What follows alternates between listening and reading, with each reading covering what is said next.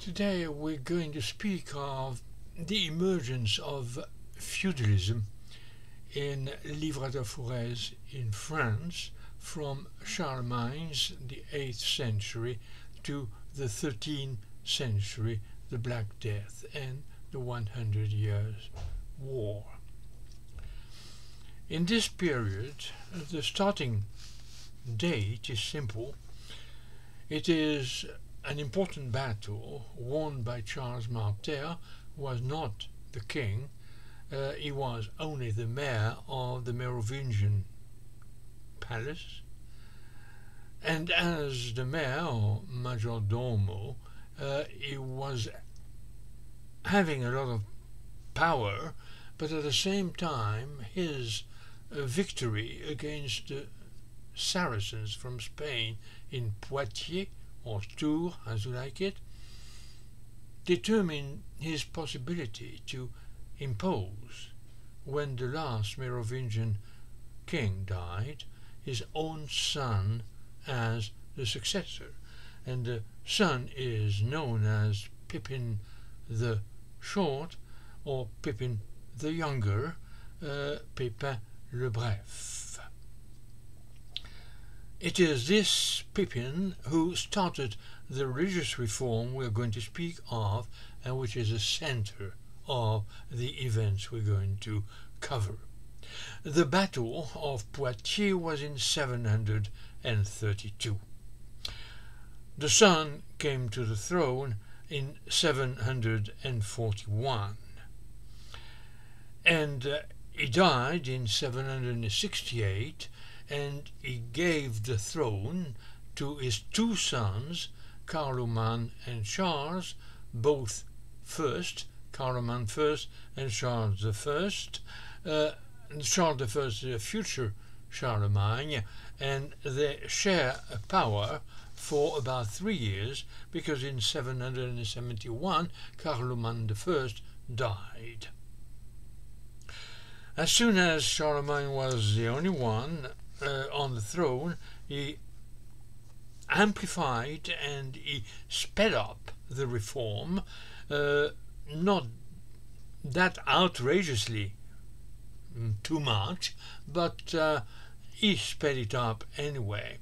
And the main document of that reform is in 789, the Ad Dominitio Generalis, which is a circular of 82 articles in which Charlemagne gives orders, commands, instructions to the various people in the empire, which is not yet an empire, will become an empire only in 800. And the same territory anyway, so the whole of Western Europe. This circular is very clear in its introduction and in its conclusion that the motivation is religious. It targets the Christianization of the population in Europe, deep and very wide. He particularly stops the Saracens and pushes them away down under the Pyrenees. They are no longer a danger, and in the north he only works with the Germanic territory, and particularly he conquered or he Christianized, and that one was difficult, the province of Frise in the north of what is today the Netherlands. England was autonomous on its own, had been Christianized earlier, and is going to be the country that is going to provide Charlemagne with all the main advisors, Benedictine trained advisors, that he will need. Now, in those, what is the objective of that circular? The objective is to make the church effective religiously, is to make the priest preach the religion every Sunday, in the morning, in the Mass, in the afternoon, in the Vespers, and to spread and distribute the sacraments. Everyone in the empire is born a Christian, and as such he has the right to be christened or baptized, if you prefer. He has the right to be married in a church. He has the right to go to confession and take part in communion, and he has the right to be buried in a Christian cemetery, and before his death to receive extreme unction. There are a few duties that go along with those rights. Slavery, by the way, is banned out of this system. And the fundamental duties are that he has to take part in all religious events. That is today, Sunday morning the Mass, Sunday afternoon the Vespers, 52 Sundays per year that are work-free. And then to the three main festivals of this Catholicism, the first one being the Nativity for the Christ birth, the second one being Passion, the Passion for the Christ death, and the third one being the Assumption, that is, the rise of the Holy Virgin to heaven. Altogether, that makes 75 to 80 days that are work-free. 20 or 25% of working time is neutralized for religious duties and religious activities. This will require a lot of work to compensate that loss of work with other means than human work or even animal work, but we're going to see the details. Since we were on the education of the priests, we have the education that is decreed by Charlemagne at absolutely all levels of the society and targeting all boys and as many girls as possible. All parishes and churches have to have an education system organization, essentially religious education this time, but also a little bit of Latin, because they're going to be obliged to know a little bit of Latin, at least to repeat it or read it, and a little bit of the faith itself, the religion itself. That is provided by the priests. And at times you have special priests from the monasteries, like the priors or in the priories of an abbey church, and those are monks and they can provide religious education. Second level, all noble people at all levels are supposed to open up education sessions, if not schools, for young people, boys first, girls second. And that is a requirement. If you want to be a nobleman, a baron, or whatever, you have to do this, to organize that education. All bishoprics are supposed to have a school of a higher level this time, some kind of a secondary school, where they are going to be taught various subjects. We're going to see in a minute what are the subjects. And this education is starting to be systematic and wide. Only volunteers are going to those schools, volunteers that are accepted by the bishop in his bishopric, but at the same time that's a lot of people and that's a big change. There was nothing before. And finally, at the top, all palaces of all the big noblemen, including the king, have to have a top-level school for, still again, volunteers, and this time we're coming to an elite that will be the elite of the kingdom of administrators, military soldiers, or officers, and even they may get into the church, and then the training for the church, for the priests and for the monks, is in the monasteries or in the bishoprics. When this is taken into account, we say, what program? The program was devised by Alcuin, who was Benedictine-trained intellectuals from England, and he installed the system with a trivium, first of all, 3 subjects: grammar, logic, and rhetoric, in Latin, of course, and the second, a quadrivium, 4 subjects: arithmetic, astronomy, music, and geometry. And that is all done for or with a religious perspective. But there we are dealing with sciences, at least what those subjects could be considered as sciences at the time.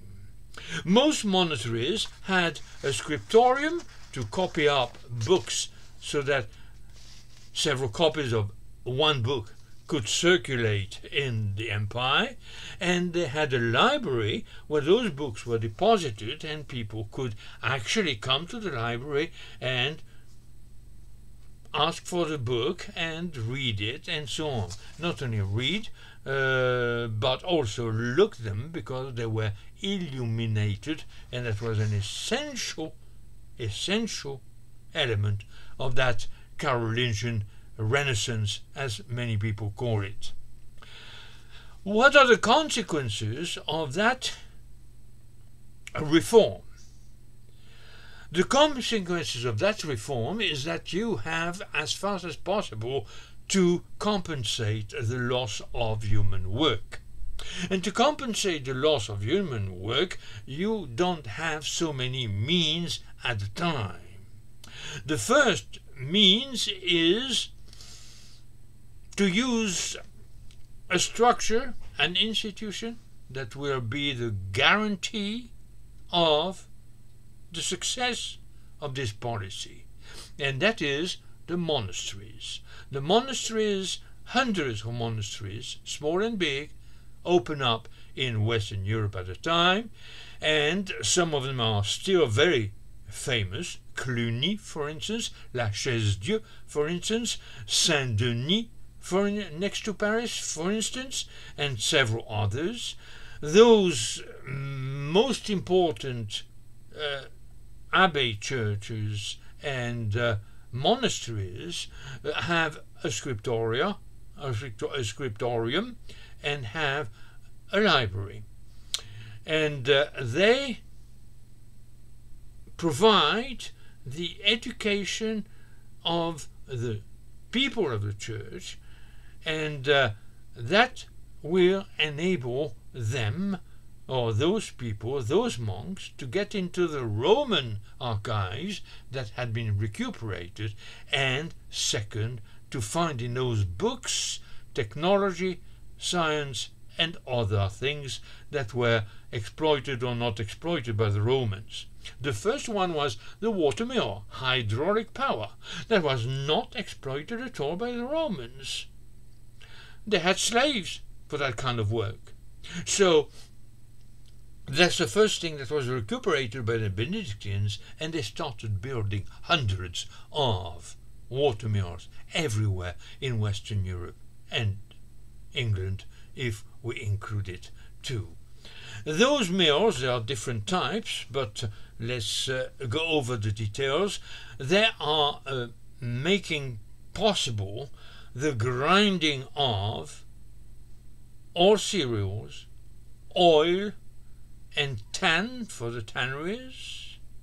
And they are also, with another type of technology, fulling mills, enable them to full the fiber of hemp and the fabric, the cloth woven from hemp, that need that kind of footing to be just supple enough to be worn.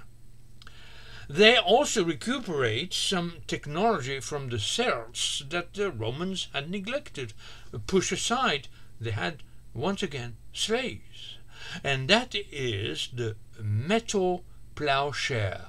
The metal plowshare, instead of a hoe, enables the farmer to plow deeper, 15 centimeters, maybe a little bit more, and to plow regularly.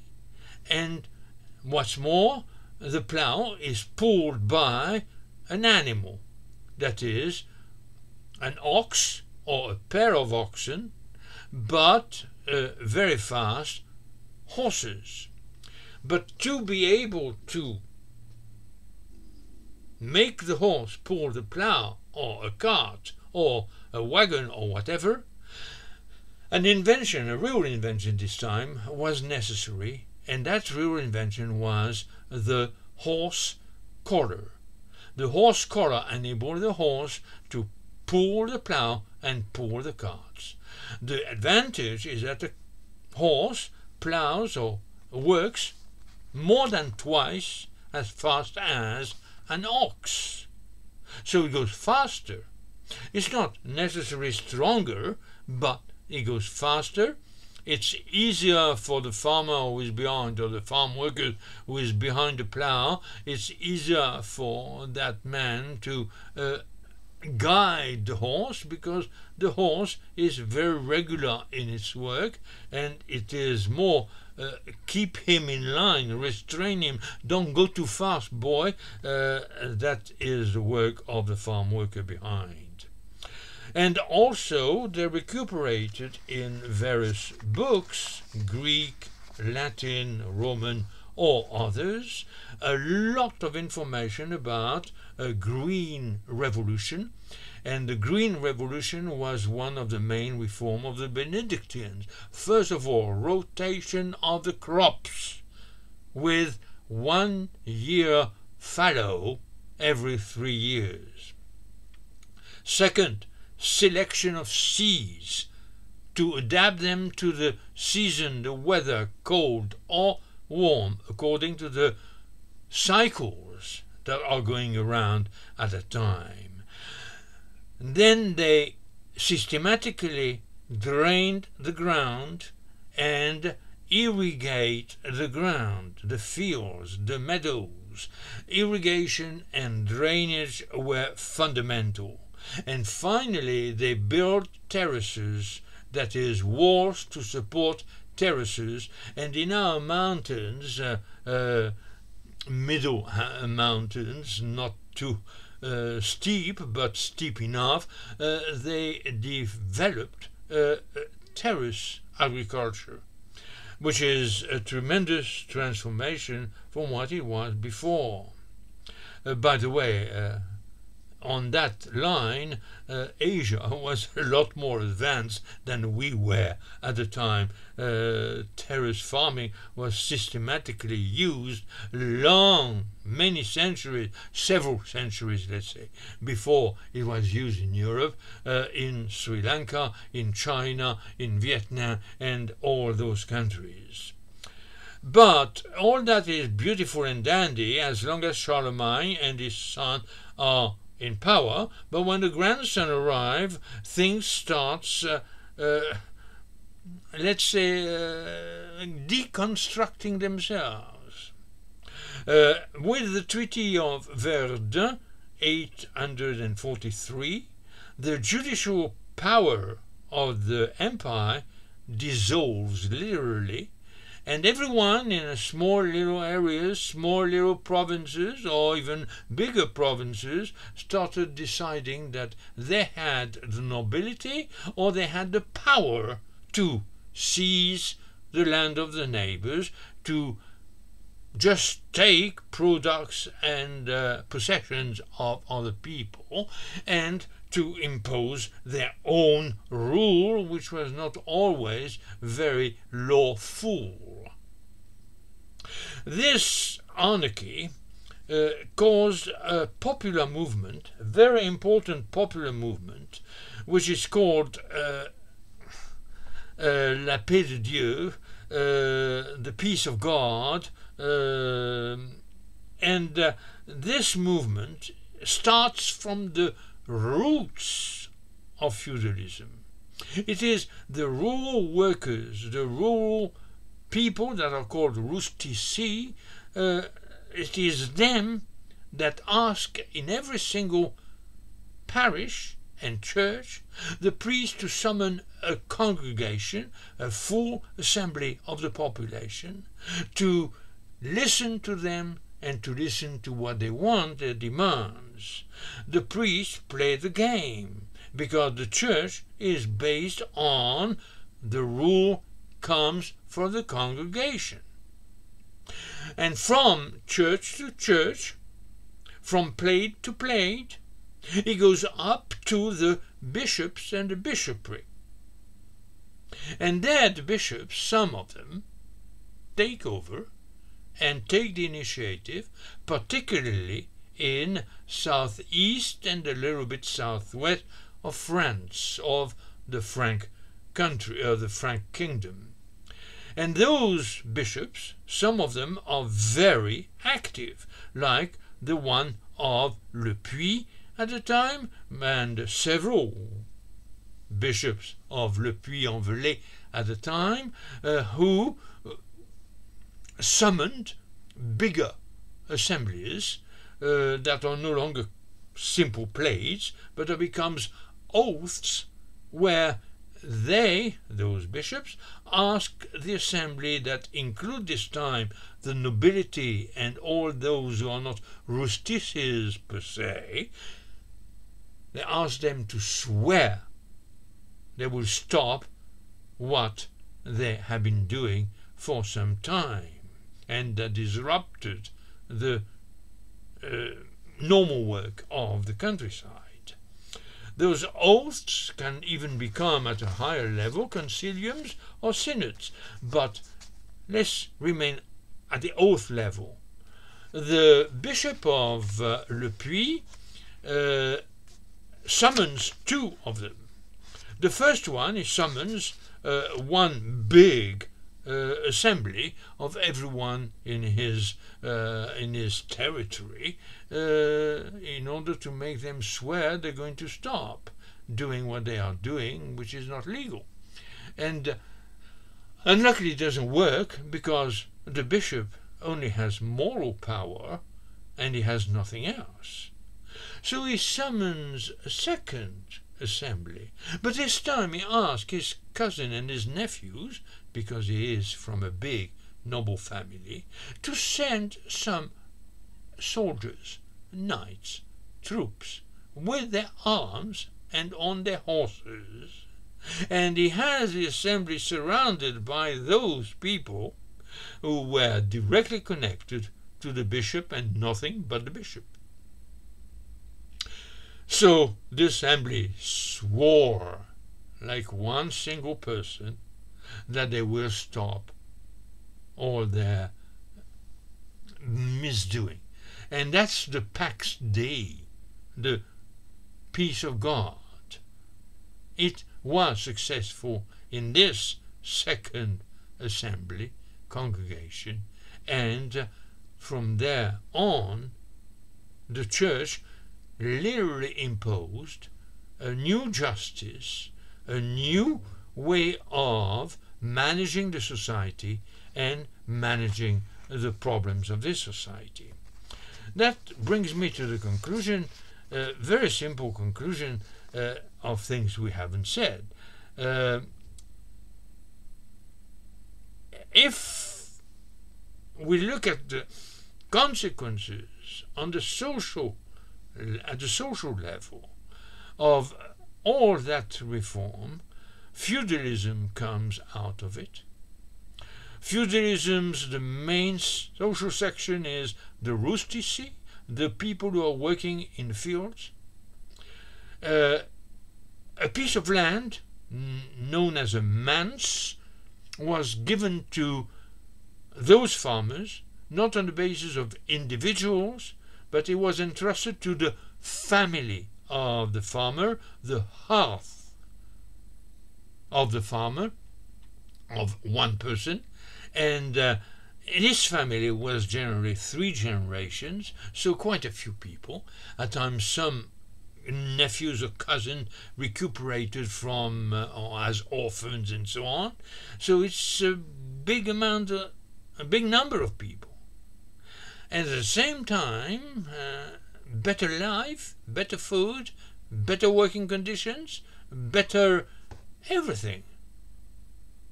And that makes, that is productive at the demographic level, that is to say, more children survive. More children come to a normal adult age. But feudalism, they are all attached collectively to the piece of land that has been entrusted to them. So what happens? They can't move. Overpopulation, and that can be particularly harsh since the resources of the piece of land they have are the only resources they can use. So this brings, in this rather peaceful area or peaceful period, tensions that becomes, let's say, heretical according to the church of the time. The Cathars are the most famous heretics in the south of Francia, and then the church becomes the only authority that can actually deal with those problems. And there we enter a different phase that starts at the end of the 11th century with the call for the First Crusade, and then systematic crusades afterwards. That was a way to take away some population, and to take away some population from a situation that was overpopulated. So to ease the problem, not to solve it. The solution will come in the 14th century. Unluckily, it will be particularly brutal, because it is going to be natural, if we can say natural for what it was. That was the Black Death. The Black Death, 1349, 1353, eliminated 50% of the population in 5 years, and remained endemic for 2 or 3 more centuries. When you take that into account, then you find out that if you are in those days, if you believe in the religion of those days, you come to the idea that God is punishing you with such a problem, but at the same time you become totally dependent on your faith, because that's the only way for you to keep some hope. 50% of the population, in some areas 75% and even more, are wiped out in 4 or 5 years. And the only thing you can do, like in La Chaise Dieu, you can paint a danse macabre in the Abbey Church, and everyone showing that everyone will be taken by one representative of death, a skeleton of some kind, and taken away into death because there is no escape. And that is what is interesting in that period. The truth, religious truth if you want, is very good for mental and for spiritual guidance, leadership, and even solace.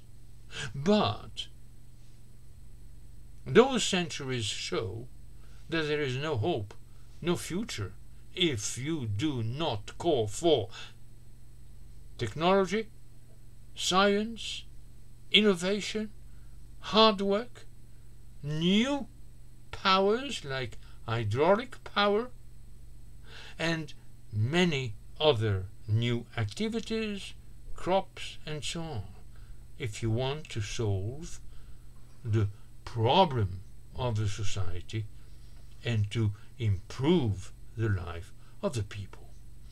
I think that's what I wanted to show, and I think that this period shows it very well. So, have a good day.